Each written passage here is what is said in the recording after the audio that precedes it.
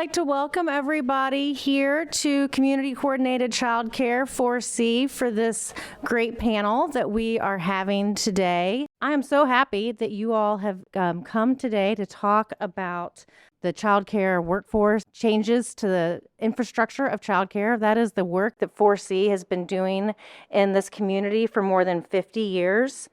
We have a vision that all children have equitable access to world-class early care and education. And for over 50 years, we've served as the local childcare resource and referral, which means that we try to do just about anything we can to support childcare providers in our community. And as you'll hear from the conversation today, there are a lot of complexities to that system. And so a lot of variety of trying to make solutions to work around a sort of broken system that we are operating in. Some of the things that we do here for early care and educational professionals, we're most known probably for our professional development. That comes in a variety of ways. Sometimes we have trainings right here in this room that are just a few hours, kind of a workshop. We do those on Zoom. We have groups that meet regularly in communities of practice, which is fabulous. We sometimes do on-site coaching. We recently added a child development associate program, and we are really excited that our annual conference is back in person for the first time this year. The Heart-Centered Teaching Institute is coming up in mid-April, and we're super excited about that. In addition, we really believe that when our educators have the opportunity to go and learn from and with other professionals and see it, touch it, feel it, that the transfer of knowledge is so much richer. And so I'm really excited that we have study tours that we do with a lot of our childcare providers that are also just now ramping back up because it's hard to take people to other cities and countries this year when there's a pandemic happening. But we actually have a group that is in Reggio Emilia, Italy right now studying about that approach to learning. We support family childcare homes, both in quality and technical assistance building. Our colleagues from Childcare Aware, I saw Hans here earlier, they do the same kind of quality and technical assistance support for our childcare centers. And then overall, just sort of system support, because every dollar in this sort of fragmented system is important. So we sponsored programs to be in the Child and Adult Care Food Program, where they get reimbursed for the healthy meals that they serve to children.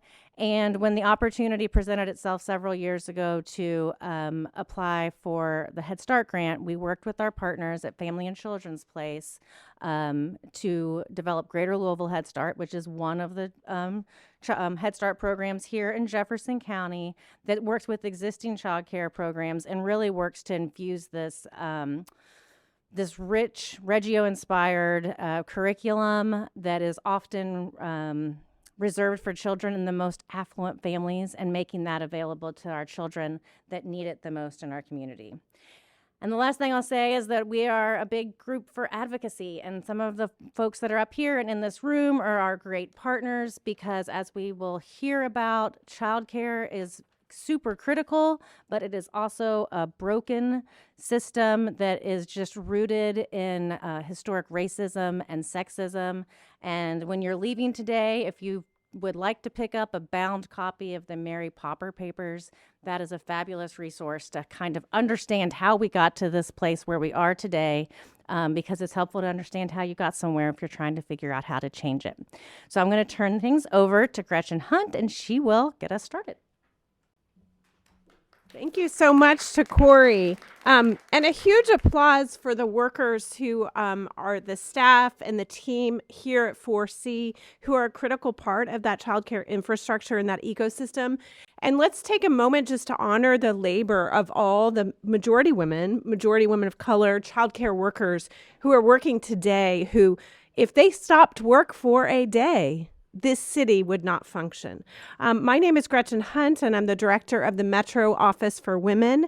And this is part of a 4-part series that we are conducting from our office to focus on gender and racial equity and strengthening women's economic status and gender equity. So part 1 of our series focused on home ownership and income with data from the Greater Louisville Project. We held it at the Urban League with our partners there. This is part 2, which is focusing on strengthening the childcare infrastructure. Look forward to future sessions that will be focusing on gender segregation in work and how we get women into jobs traditionally held by men, jobs that pay more, and also looking at workplace policies that encourage and enhance gender equity. The goal of the Office for Women is to raise the status of women through education, advocacy, and legislation. But when we raise the status of women, the entire community thrives. Research shows across the globe that $1 that you invest in a woman goes further because women are more likely to invest in the education, in the health, and the well-being of our families. Economies thrive when we have a gender equity focus. And yet, for so long, we have not had a gender equity focus.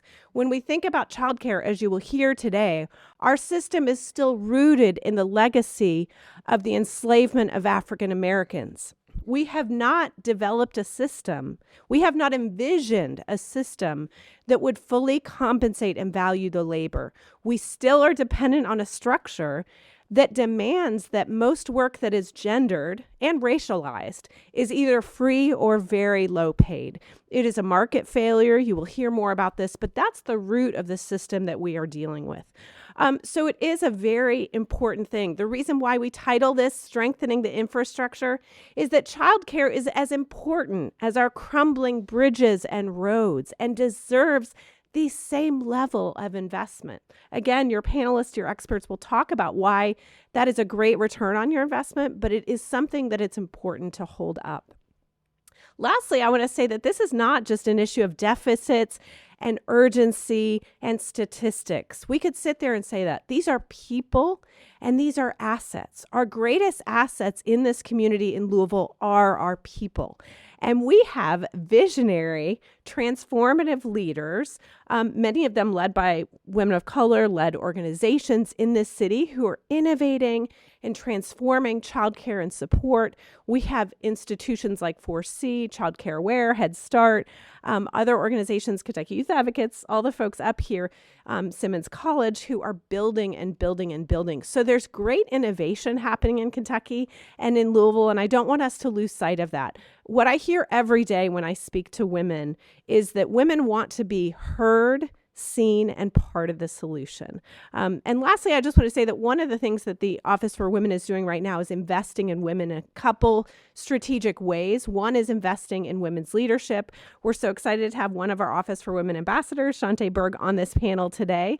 We are also investing in childcare in a small way. We have a grant in partnership with 4C to invest in immigrant women who want to open up family childcare homes. So those are a couple of concrete ways I would encourage you to join in and follow our work. And now I want to turn it over to Sarah Arisman from Kentuckiana Works, who's going to present the data, followed by a panel discussion moderated by Leanne French, Director of the Office of Early Childhood.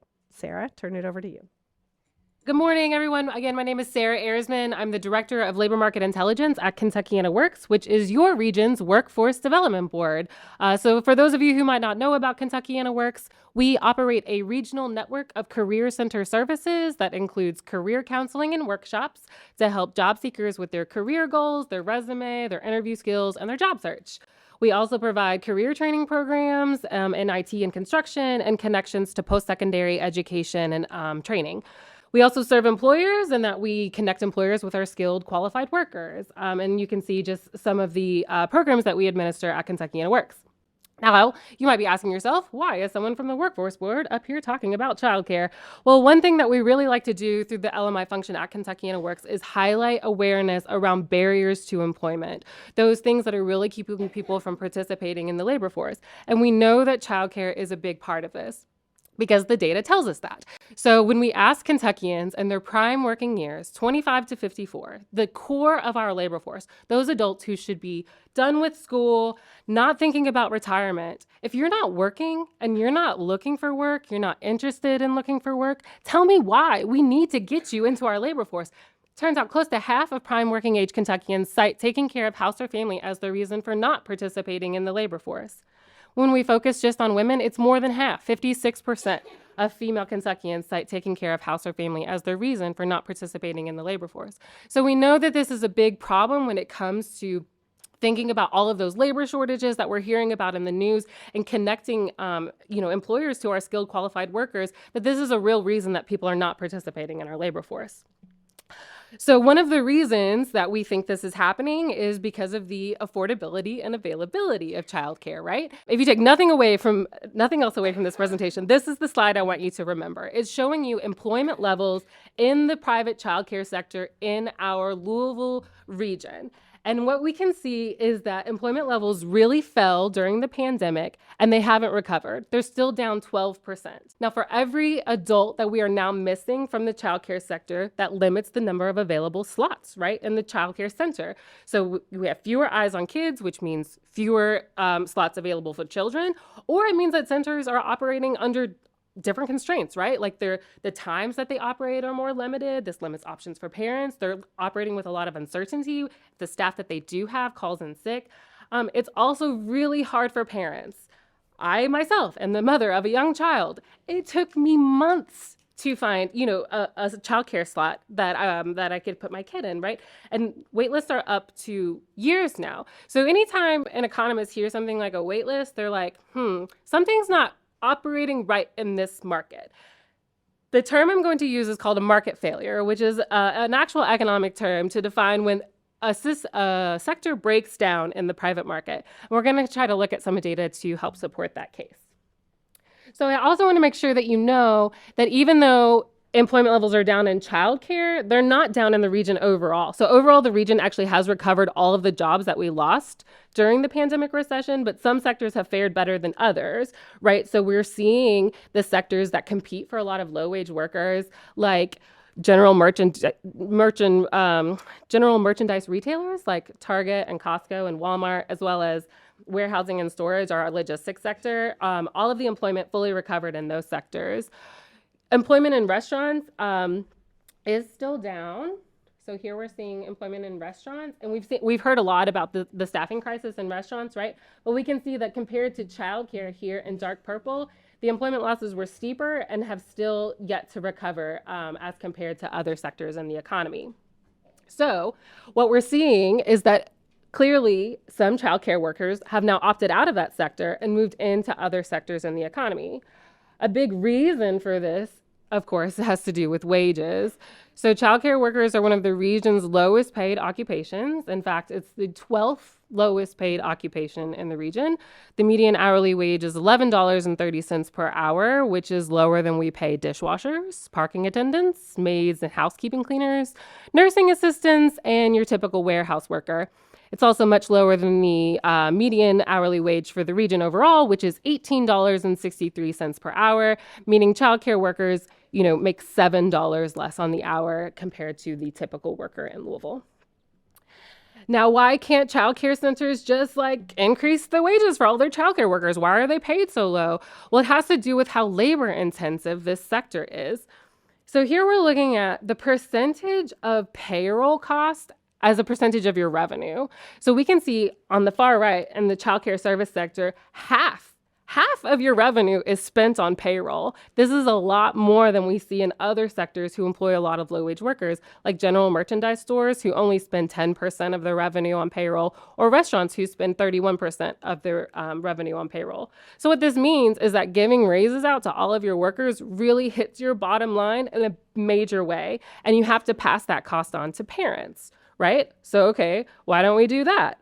Well, it turns out childcare is already very expensive, right? So how can we make it even more expensive? Parents will eventually opt out of using childcare services if that's the case. So now we're looking at daily market rates for center-based childcare in Jefferson County, as well as surrounding counties in the region. The Salt River region includes all of the counties that kind of surround Jefferson, as well as some out there into the Frankfort area. But what we can see is that childcare is expensive no matter where you live, but it's very, very expensive in Jefferson County, where rents tend to be higher. So we're looking at a daily market rate for an infant in Jefferson County at $45 a day. Well, that sounds expensive, but let's actually break down some math, shall we? $45 a day at 5 days a week at 52 weeks in a year comes out to almost $12,000 per year on infant care. This comes out to 15% of the median family income in Jefferson County. Now, you might be thinking, okay, well, infant care is the most expensive. It'll get better when the kid gets older, right? Well, preschool care, let's do the same exercise. Nope, still paying $10,000 a year, 13% of median family income. So yes, there are some savings that accrue as the child gets older, but not much. You don't really experience those savings until the kid starts school, right?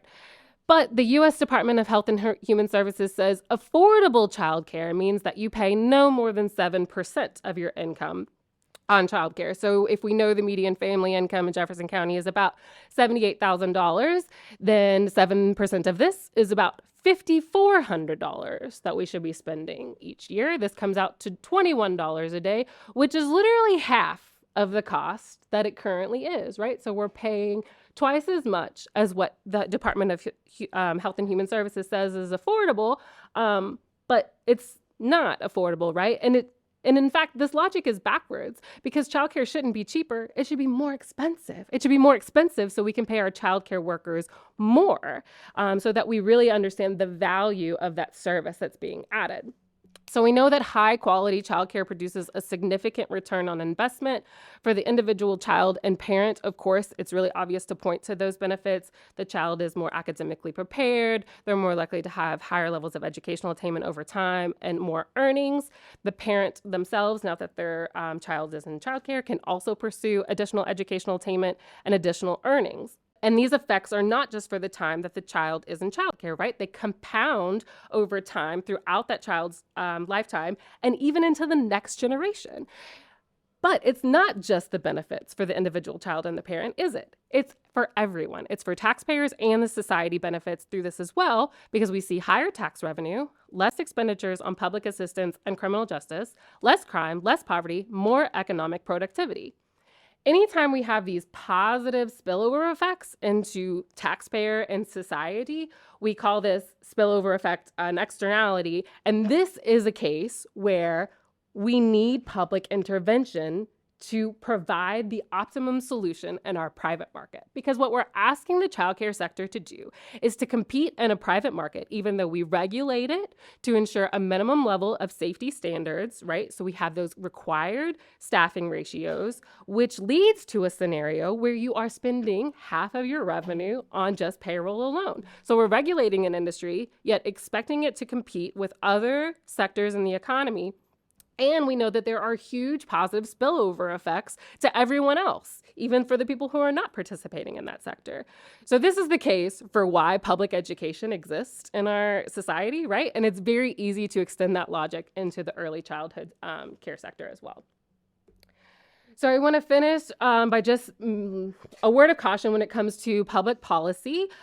We tend to, in a world with limited resources to address an issue, as we do with childcare, we tend to limit the availability of those benefits to some kind of means tested, right? So you have to make less than a certain amount of income to be eligible for assistance. And when in a world of limited resources, this makes good sense, right? Because you want to get it to the people who need it the most. The return on investment is the highest for our lowest income families. But what this creates is something called a cliff effect, which is where you're receiving a public benefit and it has a monetary value, right? And if you lose that benefit because you start earning more at work, it might be the case that the value of the benefit that you have lost was worth more than you were earning in income.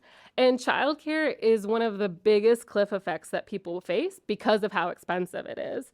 So in the best case of a cliff effect, earnings increase, but the family is only slightly better off. But in the worst case, and in most cases when it comes to childcare vouchers, parents are working more and earning more, but their family is actually worse off.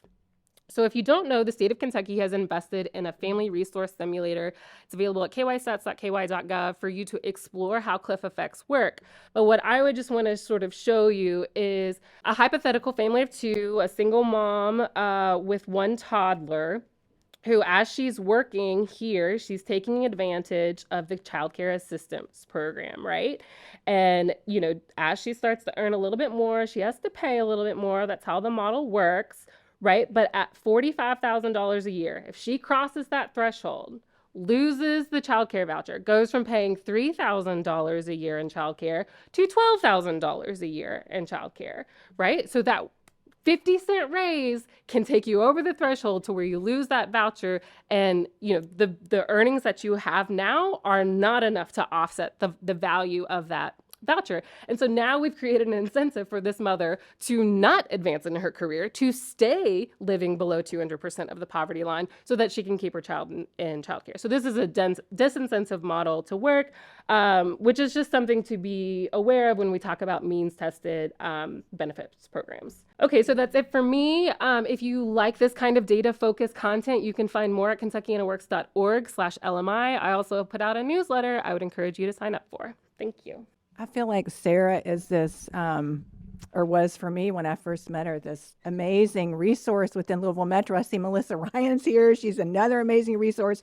Christy Jarbo here did a lot of grants to child care centers during COVID. So I just want to acknowledge the amazing Louisville Metro government people here, including our Deputy Mayor, Barbara Sexton Smith. And everybody wave to Barbara. And then Mariana Barzan, the new executive director for the Office of Philanthropy, and grabbing a cup of coffee in the back, the executive director of the Office for Equity, Joy McAtee, and all the other, I see a lot of my public health peeps here. I was at public health for 18 years, y'all. I can't get out of my system. Good morning, and thanks for being here. Wow, I feel a bit overwhelmed, and I want to start asking our panelists to do some processing. Look at Sarah Vanover's here. She's sitting up close and up front, and she loves policy. In fact, she's the research and policy director for Kentucky Youth Advocates. What I want you guys to do is I want to ask a few of you to respond to some of the data and the stories, the wonderful presentation that Sarah Arisman gave from Kentucky and It Works. But I'd love to start with our amazing, and actually former director of the Department for Child Care at the Cabinet for Health and Family Services. So Sarah, just some thoughts about what you heard, and I saw your eyes get big a couple of times, so I saw some reactions. Well, I'm going to back up the other Sarah by saying, our data is very accurate. We know that child care has a huge impact on the family's overall ability to function well.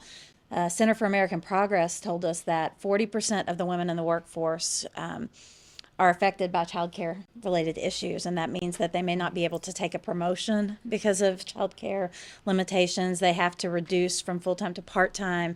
They have to leave the workforce. And so 40% of the women in our workforce is a huge number. And I think some of us are good at our jobs. We want to be there every day. But as a parent, if you're worried about the health and safety of your child, that's going to come first. You're gonna leave your workplace to take care of your children. And so we have to find this balance of access to child care, where children have what they need to grow and learn, and parents feel safe leaving their children in a location where they know that they will be safe when they get back. In 2016, I did research on Kentucky families and what they look for when they find childcare. And we've talked so much about school readiness and all these efforts that we want to have in place. But when you ask parents to boil it down, the two things they want way beyond anything else is a healthy and safe place for their child and someone who loves their child. And when we don't have those two things in place for all the children who need child care, then we're going to see a mass exodus of women from the workforce. We're also going to see, large companies like Ford and other employers that can't fill their positions because people do not want to leave their children in an unsafe environment. They don't want to leave them knowing, if I get to work, I'm only going to be there for an hour, and then somebody may call me and say, I'm sick, I'm closing down early, everybody has to go home. And we think of it, I guess there's two ways to view it. We think of it as developing our young children to be a part of the workforce in the future and be this vital part and help them to develop when their brain is most vulnerable.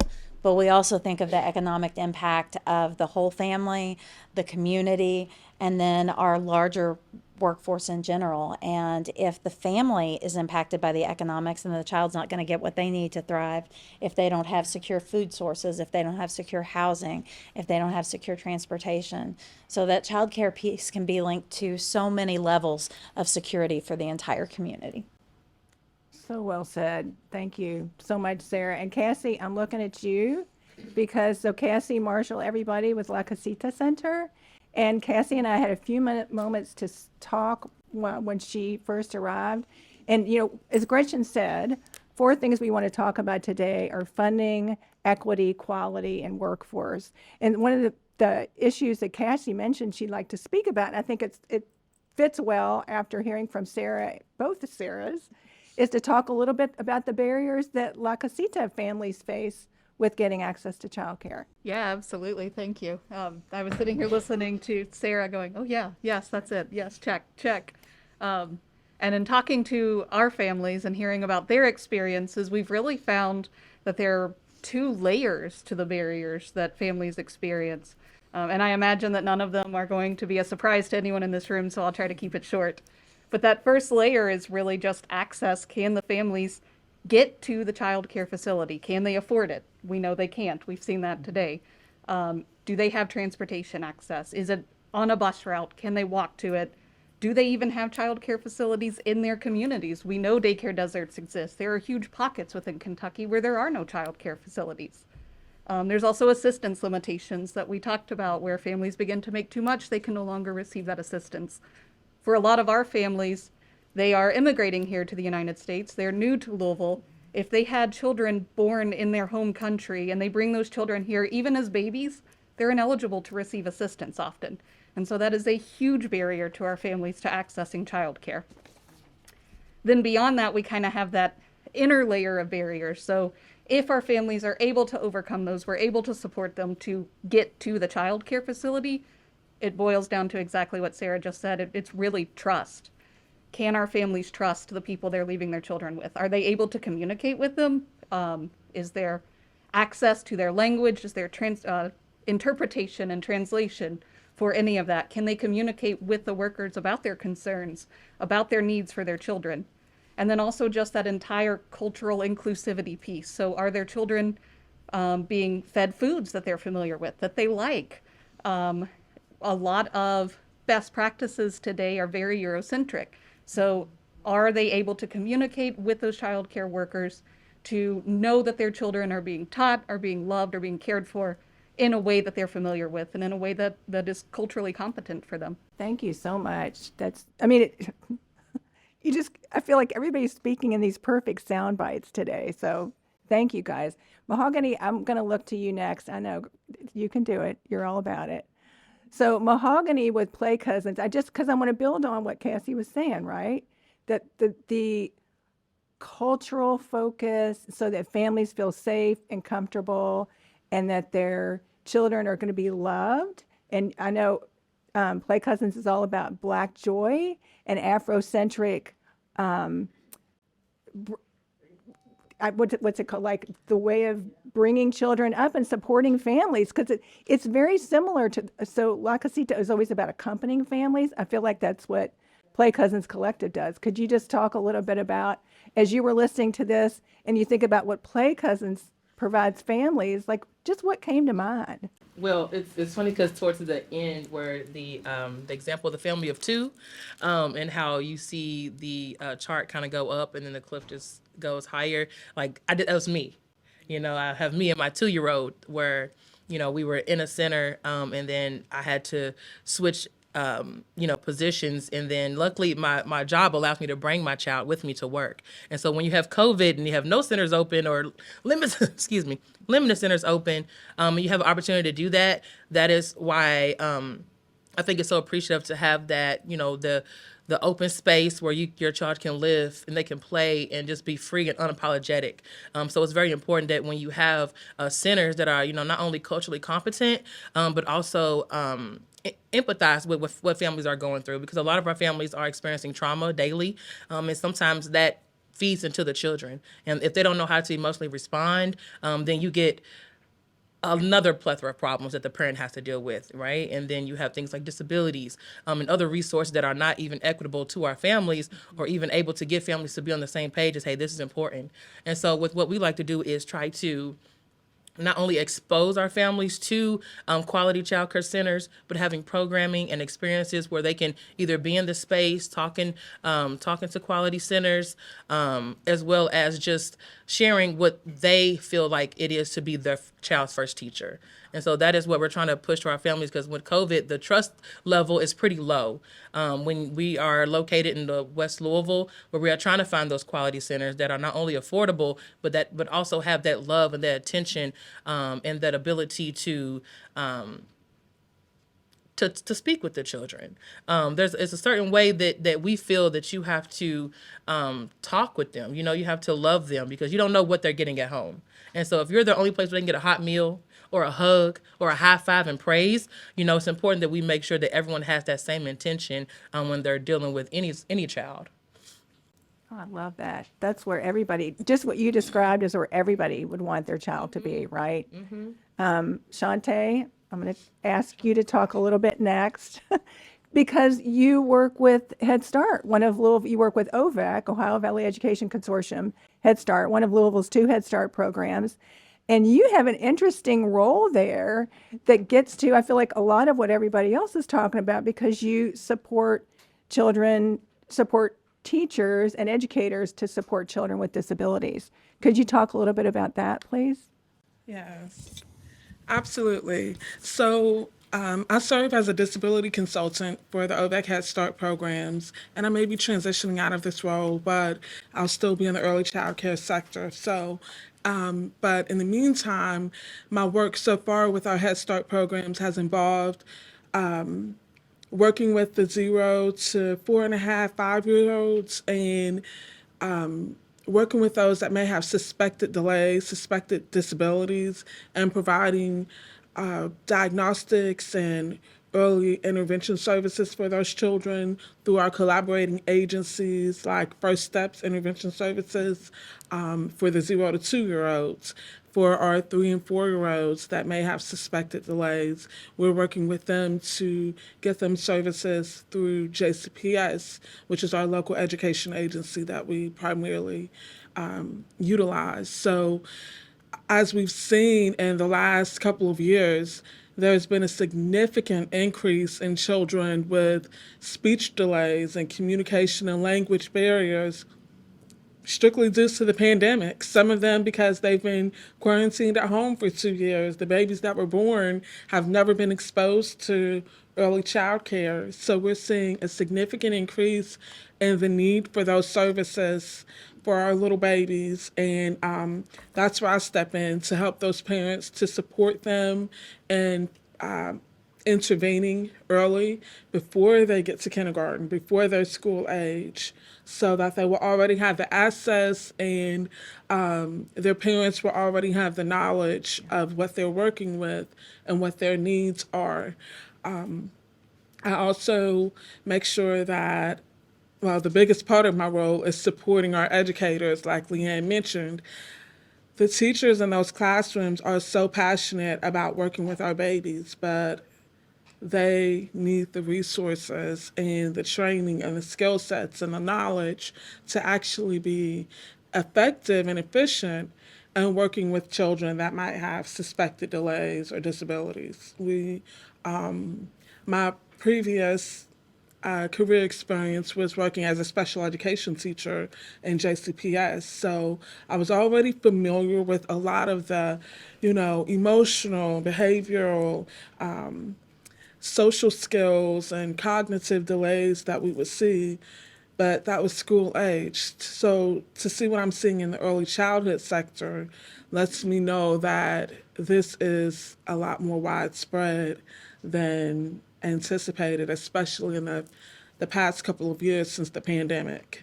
So through the collaboration with other community organizations and collaborating agencies, we're so grateful for you all's support, if any of you all are out here, because we couldn't do it without you all. So thank you. Thank you, Shantae. I mean, and I love the fact that you brought up workforce because Dr. Bridges, you know I'm about to pitch it to you. Because, so Dr. Bridges was director of the State Department for Education for how many years? Well, in that role, probably for about 7 or 8 years as director. Okay. But before that, preschool consultant, branch manager, yeah. Yes, she ran the amazing, because I used to hear tell about it all the time, the amazing preschool center at First Gethsemane. Yes. Where for those of you who know Miss Wanda, that was where Miss Wanda. Wanda Mitchell-Smith, Yes, yes. Wanda Mitchell Smith went. Anyway, you are now at Simmons College. Yes, I We're am. grateful that you are. And you're about to make some big things happen with Simmons College and this whole idea of supporting the workforce. Yes. Would you talk a little Yes. bit about that? Yes, at Simmons, we are going to start an AAS degree, Associate Degree in Applied Science in Early Childhood, starting in the fall.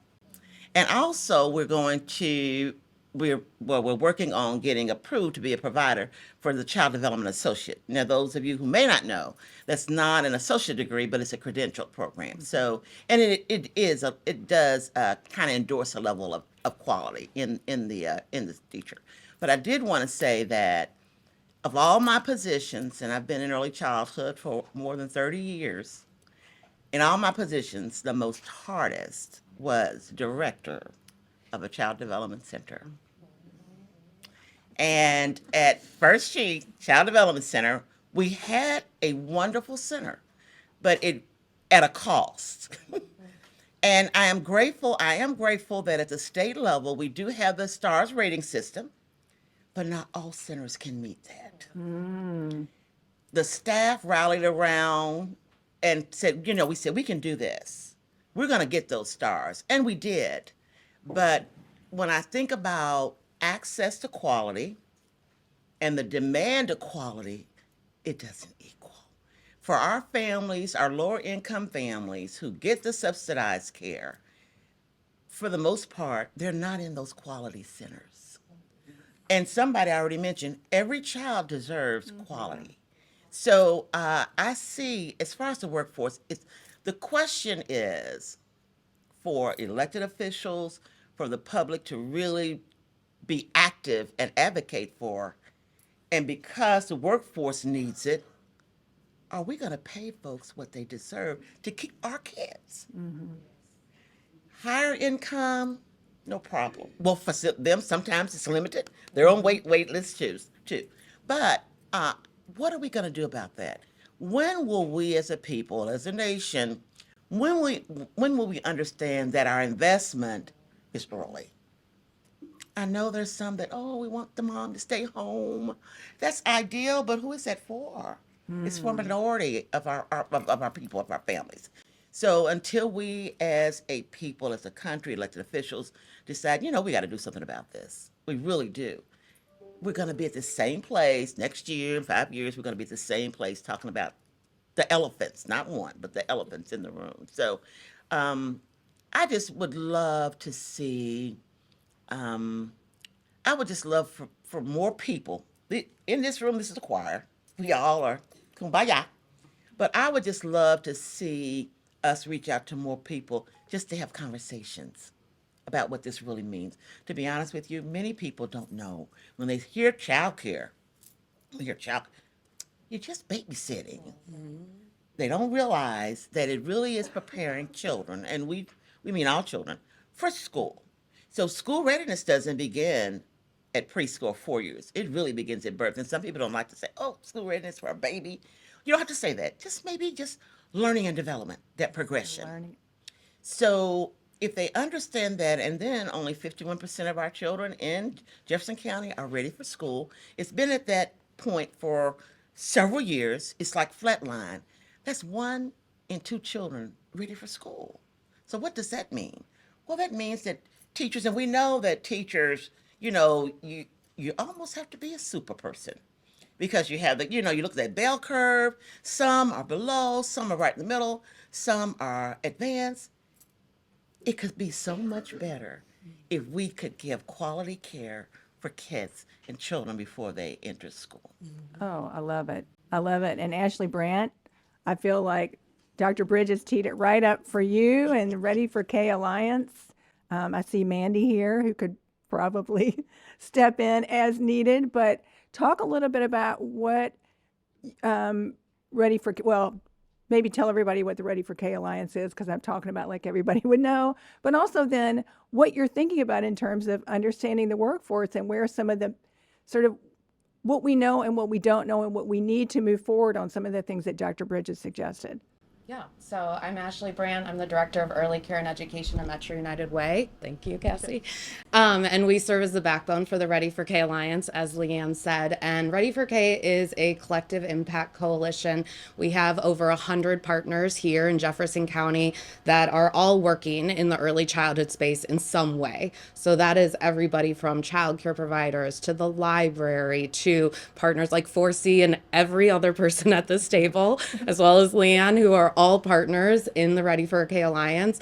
And really it's necessary because unlike that K through 12 space, there's not a single spot where the majority of families are showing up. We do not have a JCPS of early childhood. So we have all of these partners working in some way, in different ways, that we really need to have a better alignment, collaboration, and network so that no matter where a family shows up, whatever resources they need, supports, information, that it doesn't matter if they show up at the library or La Casita or with Mahogany at Play Cousins, that they're getting those resources and they're also getting consistent messaging so that when they do show up, like Dr. Bridges said, for the first day of kindergarten, they're ready to thrive. And that is the goal of Ready for K Alliance, that all children in our community begin kindergarten ready to thrive, however that may look for them.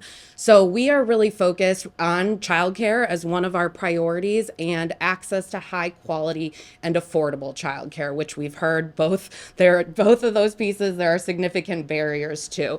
And a big piece of that is the workforce issue. So in Jefferson County before COVID, only 30% of our childcare providers were considered high quality on that STARS rating scale that Dr. Bridges mentioned.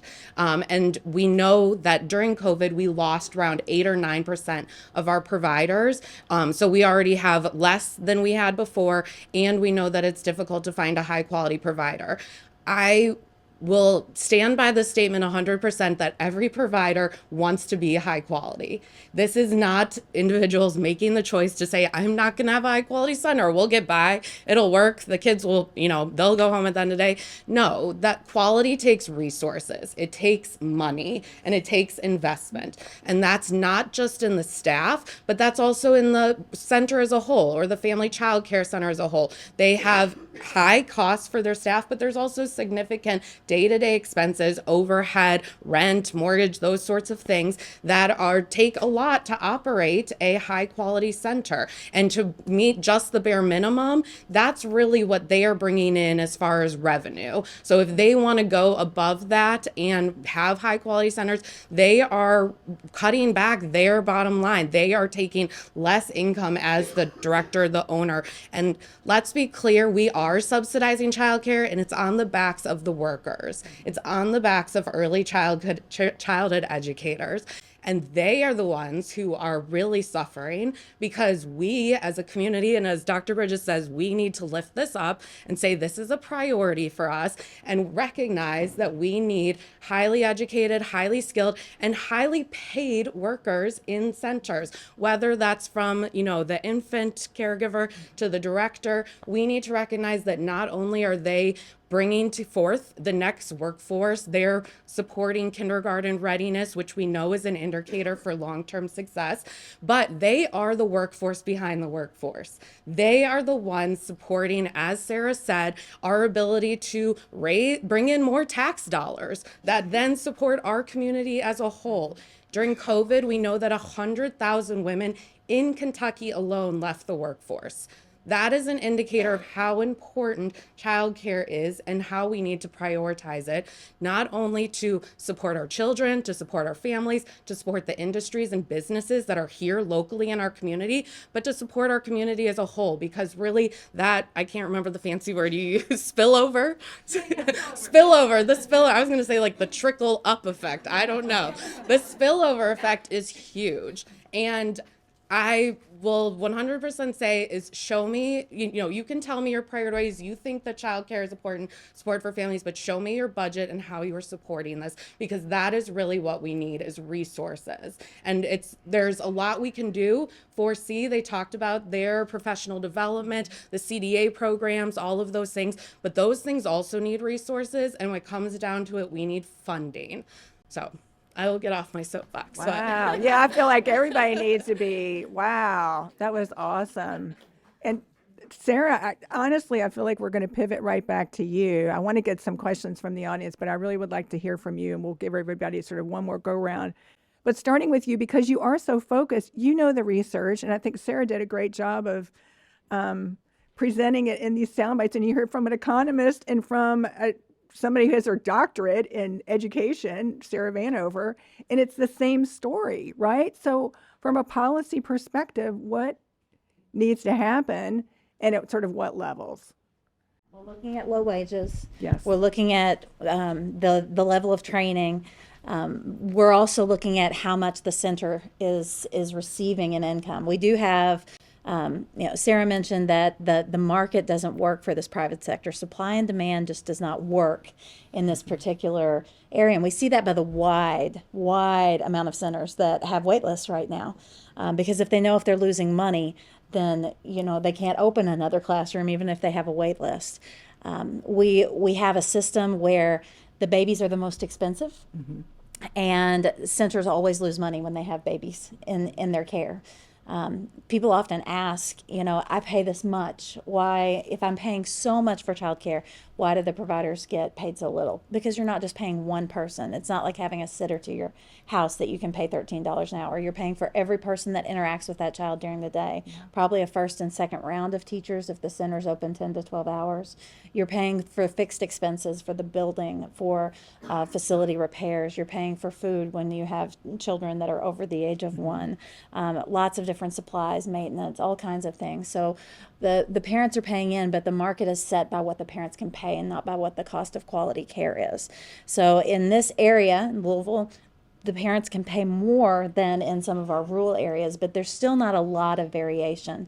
The most we see childcare costs throughout the state right now is around anywhere from $250 to $300 a week. Thinking infants are going to be the most expensive, and then thinking whether you're in an urban or rural environment. But still, for $300, can you pay every person that the child interacts with? Can you pay for all the facilities and the attached costs? We have respect issues, as you heard. Mm-hmm. We have valuable assets.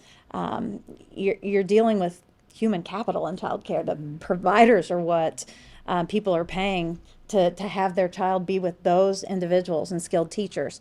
And so we want to make sure that not only do we raise their wages, but we raise their skill set. And by doing that together, the respect issue is going to increase. We can't just raise wages and have an unskilled workforce. And we can't have a very skilled workforce that's trying to pay off student loans and they don't get the wages to support them. So we have to think about both of those pieces together. The public school system deals with this, but they have state and federal subsidies that go along with it. Betsy Stevenson is a famous economist, and what she says is that childcare is not a personal issue. It is not a women's issue. It is an economic issue. So if we're dealing with something that affects the entire economy, including businesses, then more than just the parents need to buy in. Mm-hmm. Right now, Ashley talked a little bit about subsidy throughout the state. We are subsidizing on the backs of childcare providers, but there is also federal government subsidy that goes to about 17% of the families, and that's where our child care assistance program is. But that means 83% of Kentucky's families are paying full cost. And I know that our low-income families need the support a great deal to break the poverty cycle, but our middle-class families are struggling quite a bit too because they get no subsidy and are paying the full cost. This was several years ago, and inflation has really hit in the past 3 years, but I know when I had an infant and a toddler in childcare at the same time, it was $18,000 a year for my family. And I was running a childcare program, and my husband was a school teacher. We were middle-class families that were not bringing in high income, and that's money after taxes are taken out. So all of a sudden, you go from not paying anything for childcare because you had no children to paying the highest rates that you'll pay even after they start college. Right. and you have to completely readjust your income. Well, we've seen this have long-term effects on how many children people decide to add to their family long term, or how far apart they space their children. You used to save for 18 years for your child to go to college, but now when they're born, you have to figure out how to pay the bigger expense right from the get-go. So we need to see who else is at the table besides just the family. We need to see the federal government come to the table and put funding in. We need to see the state government come to the table and put funding in. Kentucky has always been a state that has contributed, but they put in the lowest amount possible for the federal match. We get a large amount of federal funds every year, and Kentucky has to provide about a 10% match. So we provided the 10% match, but there are a lot of states that go beyond that. The other investor needs to be the business community. If they want employees to come to work, That's right. then they need to be able to support their workforce. When the baby boomers were in office and they were the predominant workforce, the only thing they were concerned about really was salary. Am I getting more salary every year? But as our generations have changed, our Gen X and our millennials, we have been more interested in non-traditional benefits of our job. Is our job family friendly? Is it flexible? Can I take time off if my child is sick? And having childcare supports is one of the big things that can lure somebody from one company to another. And we also know that if I'm working at a job and I have secure childcare linked to my job, even if I get a better offer, I'm less likely to leave, because if my child is happy, I'm going to be happy. That matters to me. Retention strategy for businesses is women in the business with safe, healthy childcare. Yeah. Number one retention strategy. Yeah. They need to step up. Yeah. So if we could get everybody at the table, if we could get more input from the federal government, more support from state government, if we could get the business community and the community at large to come to the table and have the parents and the child care providers there, those are all the participants that need to be in the table, and they need to all contribute. It can't just be the parents and then the federal government's going to put a little bit in, because then again 83% is on the parents, and the centers can only pay what the parents can afford. And as a parent with kids, I just don't have a lot that I can pay. Those things are all contributing factors to make the system work and to make sure that we have the workforce that we need now and the workforce that we need in 25 years. Oh my gosh, you guys, was that a drop the mic moment or what? Doing. Totally. Okay, I'm looking at time, and I want to give everybody like another opportunity to sort of say, maybe even to respond to some of Sarah's comments, but give you one, and then I want to open it up to the audience for questions. So, Ashley, I'm going to start with you, and we'll just come down this way. Sure. And I realize I didn't answer really your question, Leanne, about data that we need. So Sarah presented some great data, but we honestly have very little data on the on early childhood educators in our community.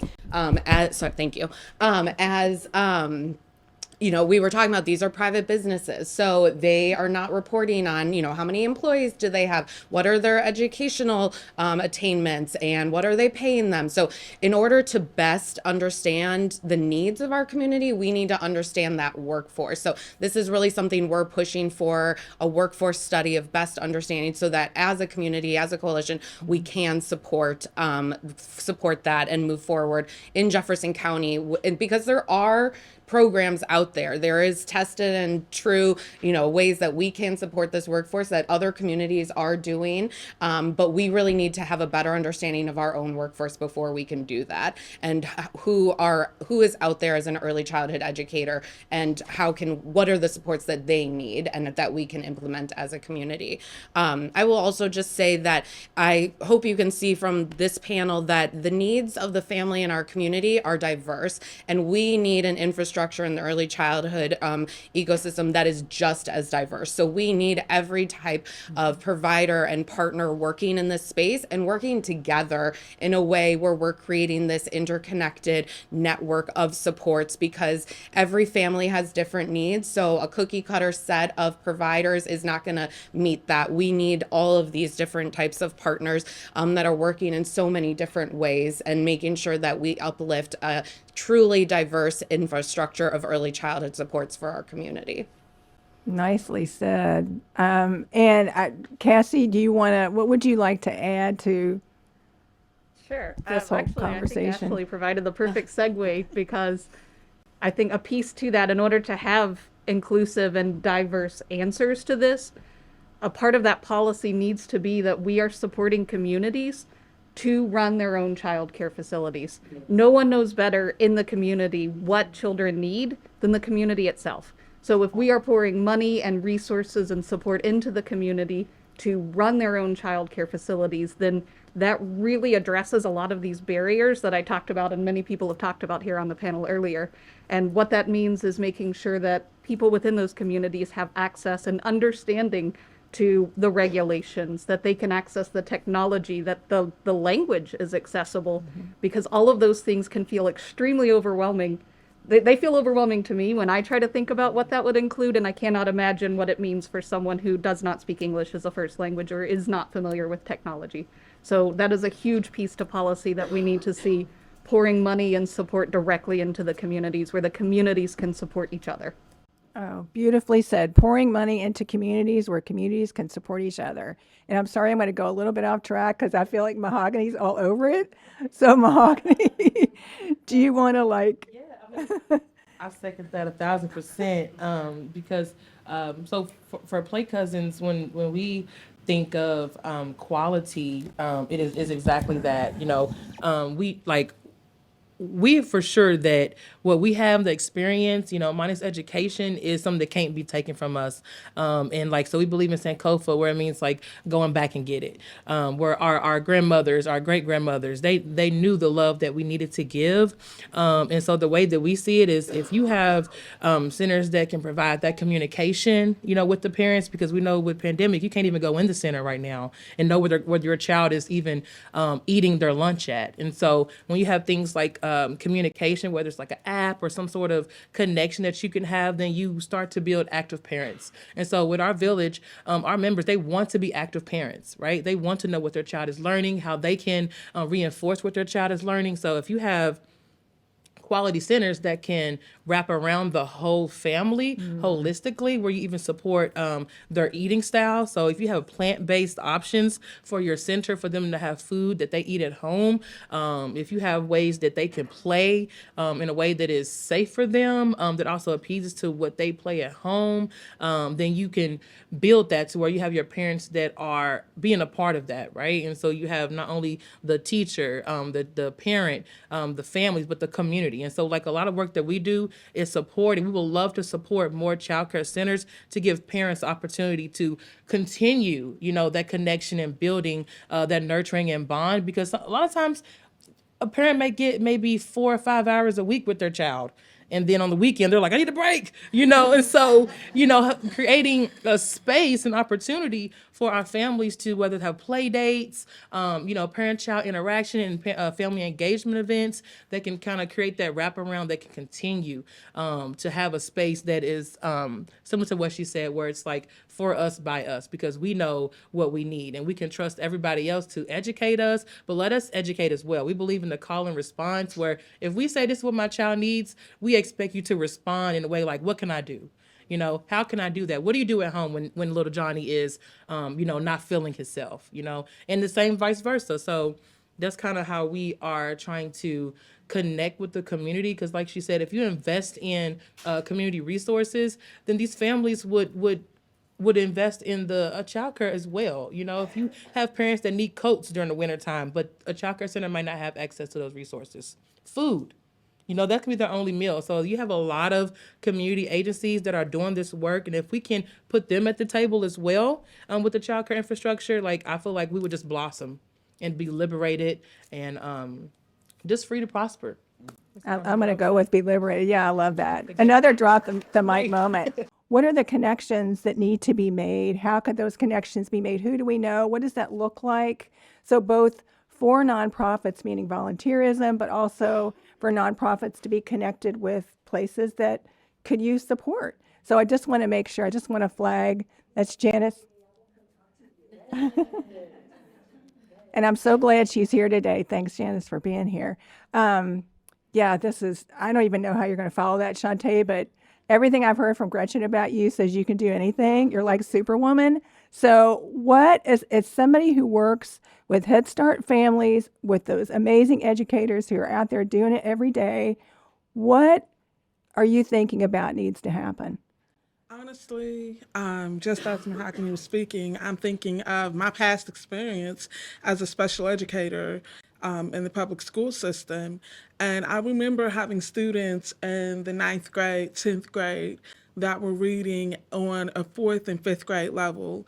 And I would think, how can I integrate, my lessons and your needs to get you up to where you need to be? Because man, if I had only got to you when you were a baby. Oh, boy.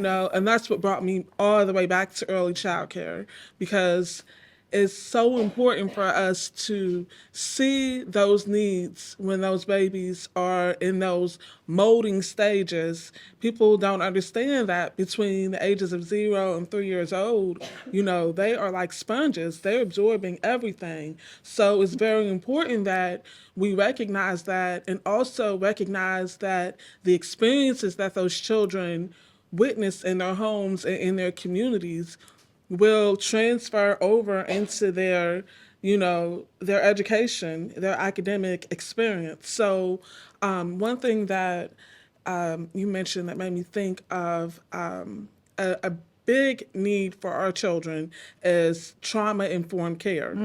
Our kids have been so exposed to, so many of our children have been exposed to traumas that we can only imagine, so in order to make sure that our communities are thriving, we need to make sure that we also have a focus on how to provide trauma-informed care and resources to the educators that are supporting these children.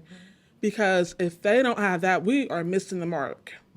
And when we invest in not only our children, but we invest in the supports and resources that their children need, that their child care directors need, then we're investing in our own future as a community.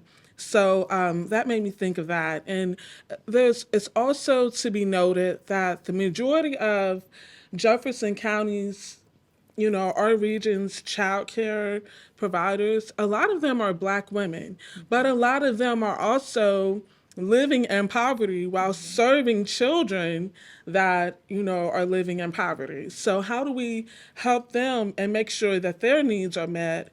And some of them are also experiencing trauma in their own communities, but they're still getting up and they're still showing up for our babies the very best that they can. But some of them are just hanging by a thread because they don't have what they need.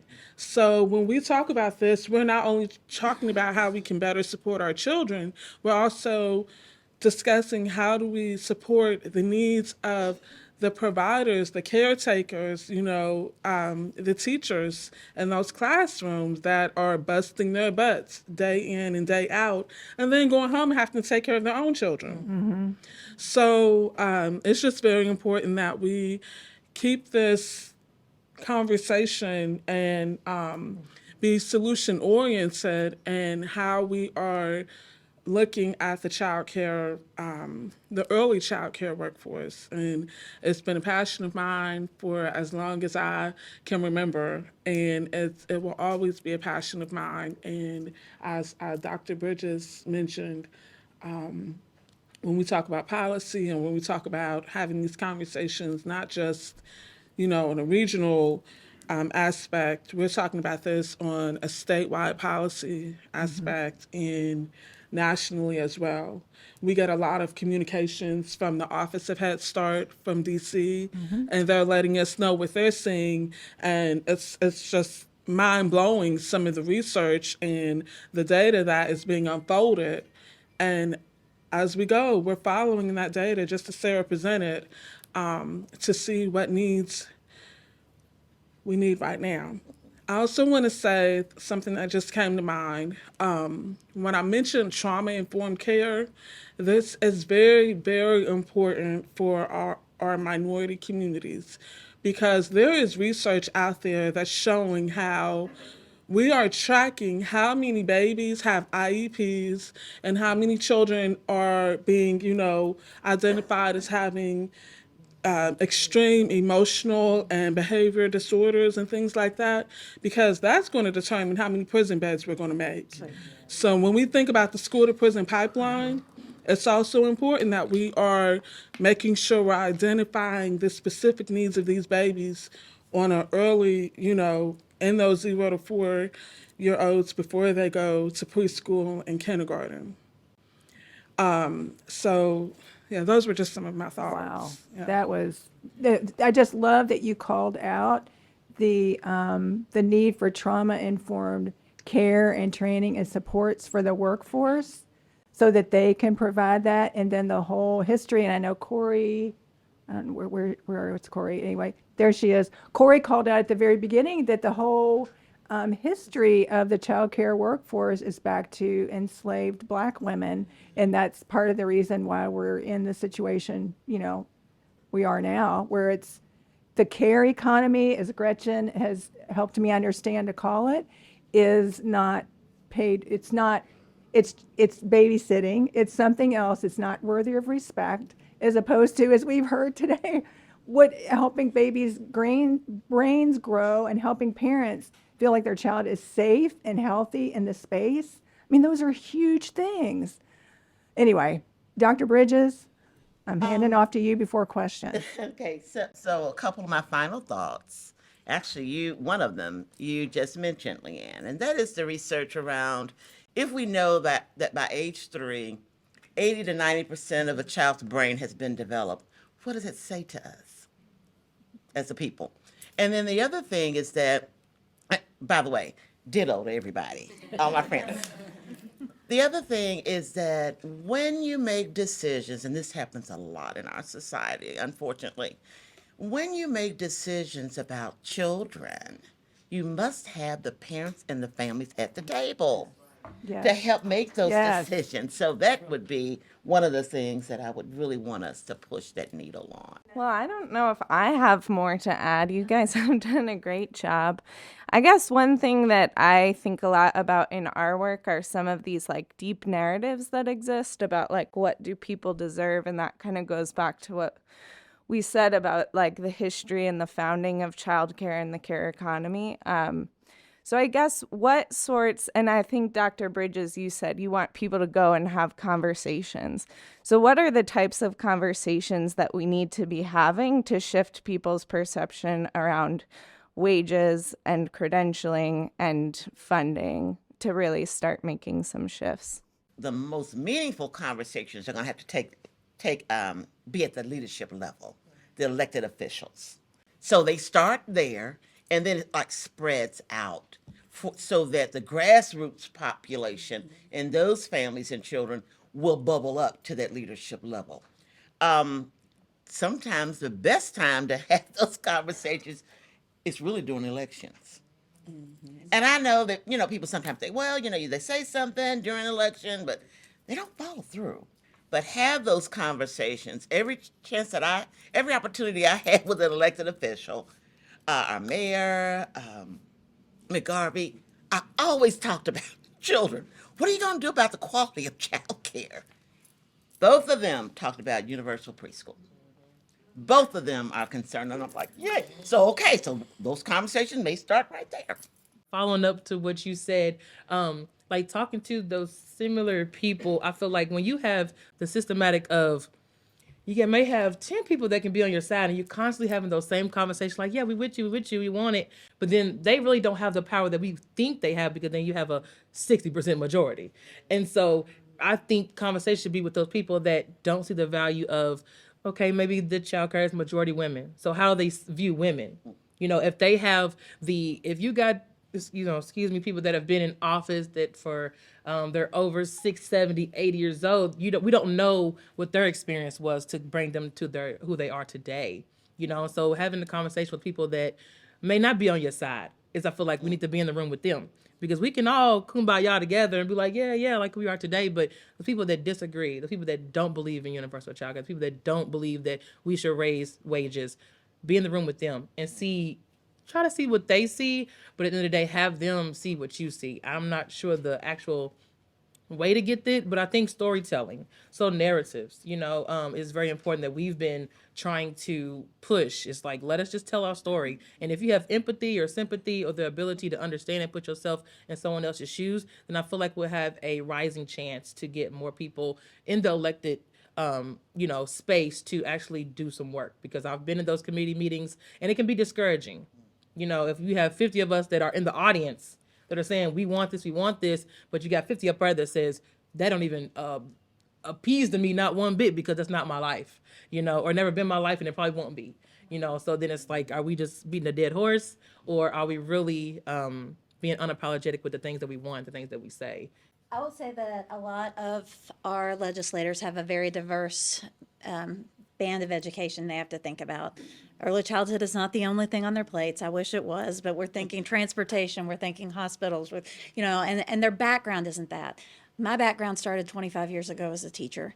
And when I am standing in front of our legislative members, it is my job to teach and to educate. And what I do when I come before them, whether it's in a committee meeting where I've got a big presentation, whether I'm meeting one-on-one with somebody, it is my job to educate them on the importance of our field, and to frame it and to brand it in a way that relates to them, because everybody has a different perspective. If you have legislators that education is the most important thing to them, it might be an easier sell, but you're going to focus on the brain development. You're going to focus on what these children are going to need to grow up and to be, future functioning members of kindergarten, but the adult workforce. If you have a businessman that you're sitting in front of, then you want to frame things and talk about how childcare is going to impact the business community in their area. And so it kind of comes down to us learning our elevator speech and figuring out really what are the 2 to 3 things that I need to educate this person on from a lens that they're going to understand. I'm never going to go to a legislature and talk to them about healthcare, because I am not a medical doctor. That's not what I understand explaining to them, and they're not going to understand it from me. But if I can come to them from a perspective that we both can see, and we can talk about the business workforce, or we can talk about the education components, or we can talk about, for me, a lot of times when I go before the legislature, I tell specific stories. I am a mom with a disability who has a 10-year-old with autism. And when I can talk about my personal experience and say, we have overcome this, but the system is broken because it's not supporting my child with a disability. I know which members of the legislature have personal experience related to that, and I know how to get them to relate. So I think a lot of it is doing your homework. If you go to the LRC website, you can look up each individual legislative member. You can see what their background was when they were employed, or what they do outside of that. You can see the area that they represent and the economics of that area. I grew up in Western Kentucky, and ag, I grew up in a tobacco county and everything, and the representative from that area serves on the tobacco settlement committee. But that committee has early childhood dollars, so we have to find a way to relate that way. So you have to make it personal, but you also have to know what lens they are looking at, because otherwise you're not going to get them. If it's a conundrum to them, you're not going to solve it in a 15-minute conversation, if you're lucky to get 15 minutes. First of all, I think we should but elect more teachers. I think that would be really good. Even women teachers, that might be great for. But with all the things going on, and you talking about the different focuses so many different politicians have, coming from economic development, I speak to people with wallets, right? And I don't mean I mean our department. So, rethinking about incentives for businesses that will either provide vouchers to match that, say, that 7% that we were talking about that raises up, that cliff doesn't have to be so high. And one of our major problems, it's the number one problem that we hear from everyone in economic development, is workforce.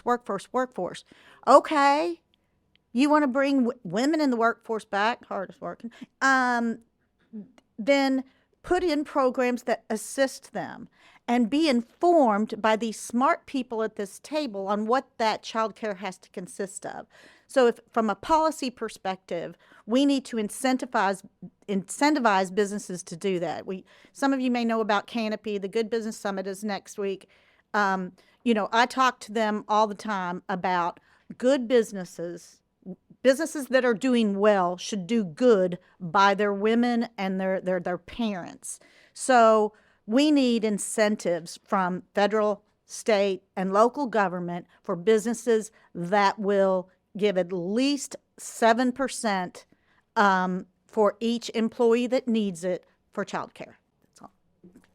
It's not 7%, but if you're not familiar with House Bill 499 that passed at last year's legislative session, it is legislation that creates a partnership between the state and childcare providers and businesses, so that if a business chooses to implement as part of their benefits package a stipend to pay for childcare, the state will then match that, and those funds go directly to the provider that the family chooses. So if it's regulated. Yes, regulated care. Yes, it can't be family, friend, or neighbor care. It needs to be regulated child care. So if your employer offers $100, the state will match that. It's going directly to child care providers. So it's a first step, but it is just launching and officially opens April 3rd. So if you know of businesses that this is maybe the first step they can take, I think this is a great way for them to start to move into that space, because making that jump to, a 7% or even having on-site childcare, we do have some great examples of that in our community. Baptist Health, as well as Yum, they have childcare on site for their employees that they subsidize, a great model, and they can talk about how it supports retention and workforce. But to slow somebody potentially into that and getting that in their mindset, House Bill 499, a great way to start getting in that model. So. And Baptist Health and Yum have very different models. Yeah. One of them is the hospital runs its own child care program, but Yum decided it didn't want to be in the child care business, so it worked with an outside consultant to come in and run their child care program. So there's so many options. You can do, a contribution or a stipend. You can have on-site child care. You could go in with multiple companies to do on-site child care that way. Yes, there are lots of different fits, and Kentucky has examples of all of them.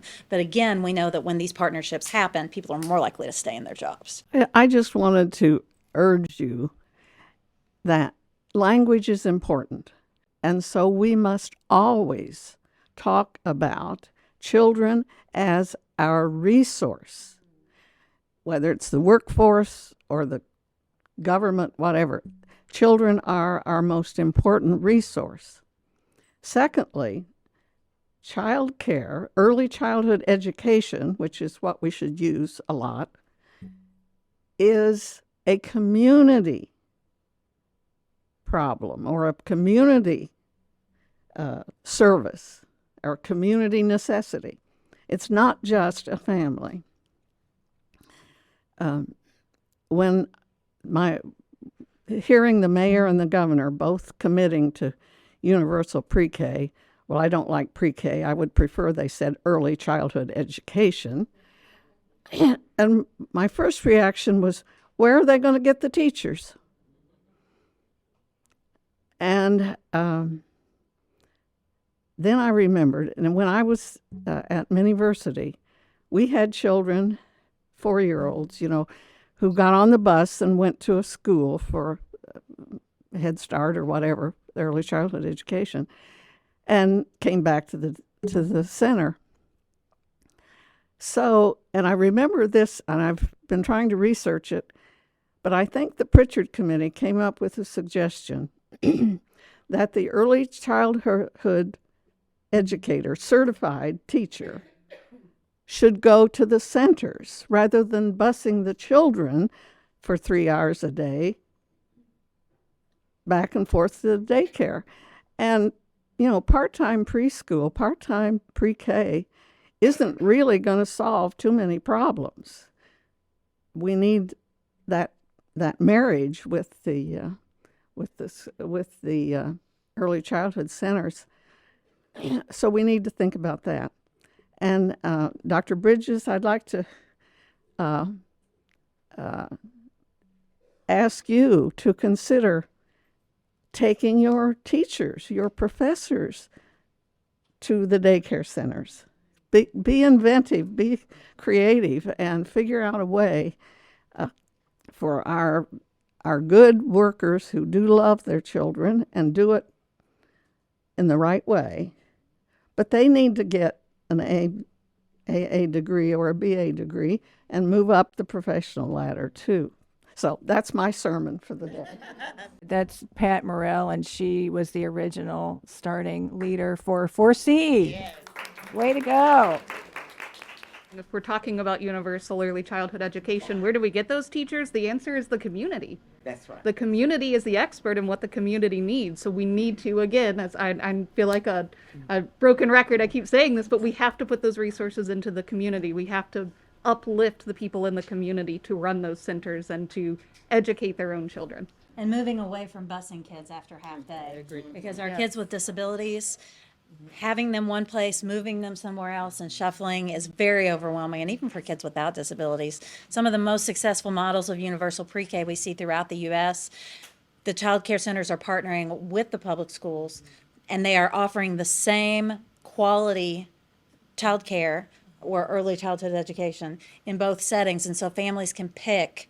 There's parent choice involved on what is best for them. So that child could be in the child care program all day long and get the equivalent. And then the school system doesn't have to add 25 new buildings to add all these kids. They don't have to find all the staff. You know, the public school can partner with the centers that are high quality, that are already working, and our kids can have one set of teachers that's consistent in one environment and still have the quality that they would have if they were in a public school building, but they're all partnering together. And I'd like to add something very quickly. First of all, I'd like to honor your work in early childhood. You've been advocating and on that field for a long, no, really, you really have, and you're most appreciated. And then the other thing about that model, as far as bringing the teachers, the highly qualified teachers into the centers, the early learning centers, there are models in the state, and I've talked to Leanne about this, but there are models in the state where the teacher is like a mobile teacher that goes to centers, and one was in Western Kentucky, and this has been years ago, and she said, I actually live out of my car. But she loved it, going to the centers and really working with the children on appropriate activities that integrate the math, the science, and the language. So it's a model that I believe can work. Oh, gosh. Thank you, Dr. Bridges. I know we're getting ready to close here, and I want to make sure Deputy Mayor has an opportunity to respond to this amazing panel today and to you guys all being here. So I'm going to pass it to her. All right. I have come today wearing 3 hats. I walked in the door with 1 hat on, Dr. Bridges, and I realized there are 3.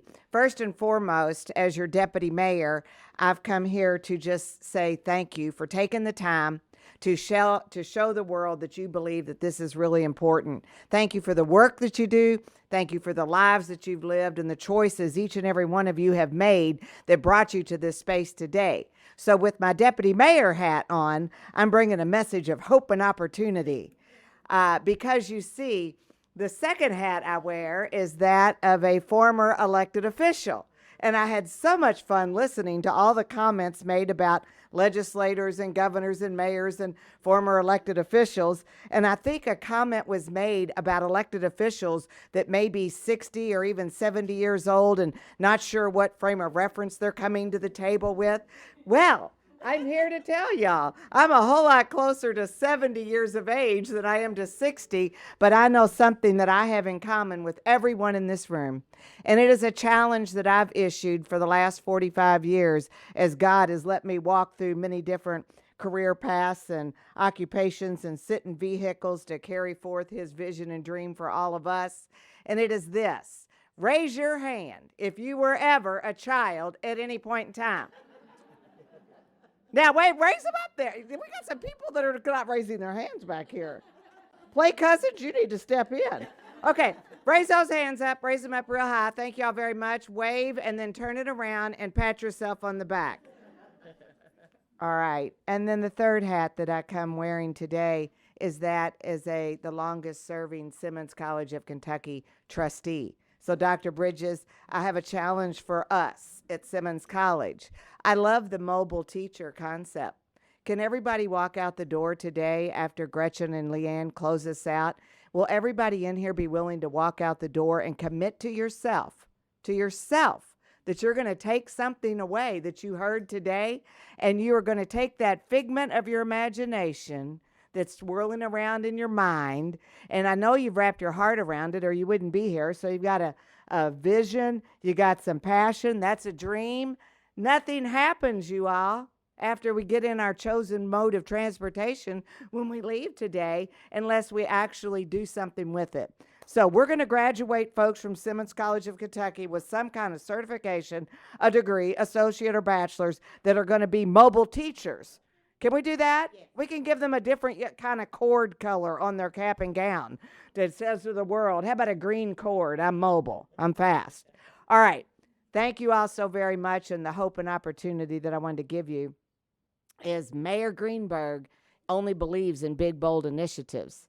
And he ran on a platform, and he's making his platform a reality because he said early childhood learning and early childhood education is going to be part of what he will hang his hat on as his legacy. I don't know if you all heard him recently say, because it got quoted in the media, he was asked in front of a live audience of several hundred people several weeks ago, Mayor Greenberg, what do you want your legacy to be? And he was at a Greater Louisville Inc. luncheon that day. It was a very complicated conversation. He gave a speech, and he looked out in the audience, and he got very still, and he said, I know exactly what I want my legacy to be. You could have heard a pin drop in the room. I hadn't heard him say what it is. I knew in that moment, Joy, it was going to come right from his heart. And Mayor Greenberg said to everybody on that day, my legacy, and 20 years from now, when the graduating class of Jefferson County Public Schools graduates, it is the #1 top-ranked graduating class of all time because they had early childhood learning, quality, affordable, and accessible when they were little children. All I got to say is amen, Mayor Greenberg. Thank you all so very much. Thank you so much, Deputy Mayor Sexton Smith. Thank you so much to our hosts at 4C. Thank you to our panelists. Let's give them another round of applause. Thank you to Leanne French, Director of the Office of Early Childhood. So she is carrying forth this work going forward. If you're not already engaged with Leanne and the office, and with Mariana Barzan with the Office of Philanthropy, please do. That's an action item. Lastly, please continue to engage in the work of the Office for Women. We do this work to elevate through education, advocacy, and legislation. We want to partner with community. We have opportunities to do that. We will come to your spaces and help amplify voices and the stories that you are bringing, and we need that engagement. So I would also invite you to follow along with our work. We have an upcoming event on April 12th that I just want to highlight. We are so excited to bring in and partner with UJIMA, which is the National Center on Violence Against Women in the Black Community. They will be doing a 2-day training. The first part is open to broad community, and it's on protecting Black women and looking at intersections of community violence and gender-based violence and responses from community to better protect women. And then the second day, they will be working on building capacity with some of our locally Black-led or community-based organizations that may not yet work in the space of gender-based violence prevention.